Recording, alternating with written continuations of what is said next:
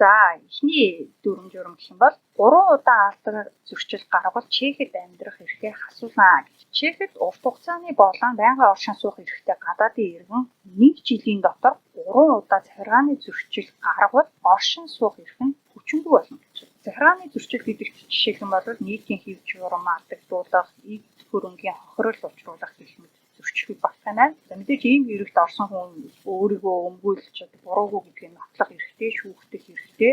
Тэгээд энэ нь яг буруутай гэх нь батлагдсан тохиолдолд тэрийг нэг зөрчил гэж тооцоод тэгээд нэг жил гэх нь 3 зөрчил гаргах юм бол тэгээд амьдрах эрх нь цуцлагдах юм. За дараагийн нэг өөрчлөлт. Хэрвээ та Европын холбооны өөр нэг улсын иргэншилтэй бол Чехэд 90-с дээш хоногоор оршин суух амьдрах гэж байгаа бол Чехийн дотоод хэргийн яамд бүртгүүлэх ёстой болсон байна.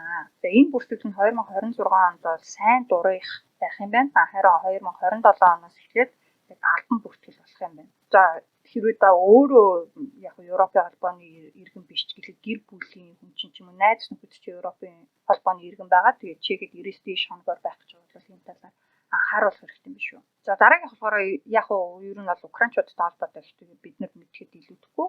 Чехэд temporary protection буюу төр хамгаалалт гэсэн статустай байдаг. Украины дөрвөсөд санхүүгийн харьяат бус байдал Чехэд дасан зохицсон байдлаа баталж чадах юм бол 5 жилийн оршин суух эрх авах боломжтой болж байгаа гинэ. Тэгэхээр одоо нөгөө дайнаас дөрвөд ирсэн байгаа хүмүүс чинь шууд нөгөө 5 жилийн оршин суух эрхийн бичиг авахд илүү амар болж байгаа л гэсэн үг. Дараагийн нэг зүйл болохоор дасан зохицох сургалттай холбоотой. Чехэд урт хугацаагаар оршин суух зорилгоор ирсэн гадаадын иргэд ирснээс хойш 1 жилийн дотор дасан зохицох сургалтанд заавал хамрагдах ёстой байдаг. За энэ шаардлагын хэрэгжилтийн хяналт нь боломж хангарч байгаа юм байна. Тиймээс энэ сургалтанд хамрагдаагүй бөгөөд хамрагдах ёстой хүмүүс Чехийн дотоод хэргийн яамны вебсайтаас дэлгэрэнгүй мэдээллийг авч сургалтандаа хамрагдах хэрэгтэй юм байна шүү. За гэхдээ энэ сургалтанд болохоор сургалтын виз, хөрөнгө оруулагчийн виз гэх мэт зарим төрлийн визтэй хүмүүс бол хамрагдах шаардлагагүй байдаг. Тийм болохоор та өөрийгөө хамрагдах шаардлагатай юу, яаж хамрагдах ёстой, төлбөр нь ямар байдаг гэх мэт дэлгэрэнгүй мэдээллийг авах хүсэх юм бол энэ хэсгэн дээр харуулж байгаа kurs.frs.gov.cz сайтын яг энэ хэсэг рүү н ороод тайлбарыг нь уншаарай.